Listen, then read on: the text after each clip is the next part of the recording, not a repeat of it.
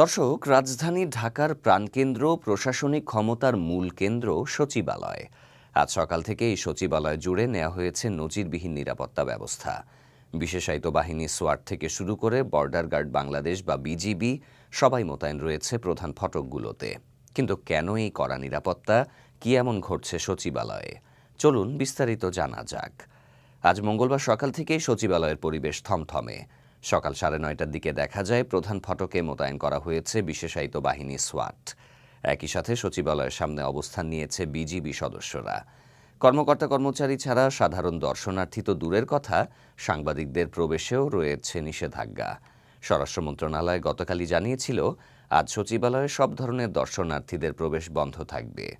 এই কড়া নিরাপত্তার মূল কারণ হল সরকারি চাকরি সংশোধন অধ্যাদেশ 2025 প্রত্যাহারের দাবিতে সরকারি কর্মচারীদের টানা বিক্ষোভ কর্মসূচি।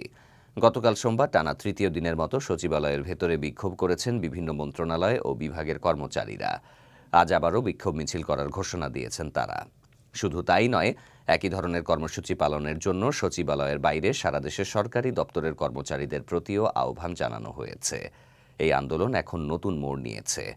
এখন থেকে সচিবালয়ে কর্মরত কর্মচারীদের সব সংগঠন মিলে বাংলাদেশ সচিবালয় কর্মকর্তা কর্মচারী ঐক্য ফোরাম নামে কর্মসূচি চালিয়ে যাওয়ার ঘোষণা দেয়া হয়েছে।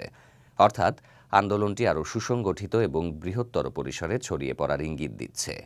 এই ঐক্য ফোরামের নেতৃত্বে আগামী দিনগুলোতে আন্দোলন আরও জোরালো হতে পারে। এই মুহূর্তে সচিবালয়ের পরিস্থিতি বেশ থমথমে। পুলিশ সদস্যরা জানিয়েছেন, সাংবাদিকদের প্রবেশের বিষয়ে দুপুর 12টার দিকে সিদ্ধান্ত নেওয়া হবে। পরিস্থিতি কোন দিকে মোড় নেয় তা বলা মুশকিল। তবে এটি স্পষ্ট যে সরকারি চাকরি সংশোধন অধ্যাদেশ 2025 নিয়ে সরকারি কর্মচারীদের মধ্যে তীব্র অসন্তোষ বিরাজমান, যা এখন এক বড় আন্দোলনের রূপ নিচ্ছে।